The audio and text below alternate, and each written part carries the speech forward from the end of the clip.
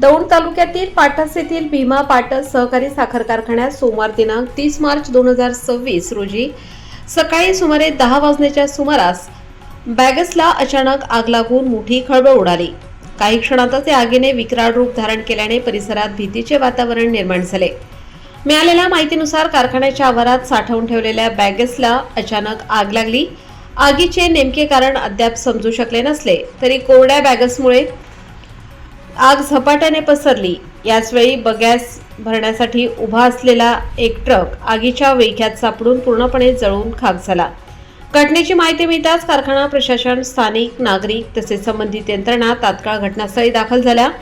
सर्वांनी मिळून आग आटोक्यात आणण्यासाठी शर्थीचे प्रयत्न केले। काही वेळानंतर आग नियंत्रणात आणण्यात यश आले।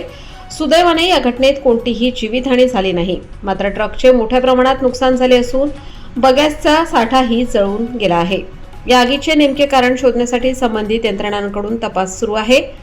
सह्याद्रीचा राखणदार करिता योगेश राऊत, पाटस।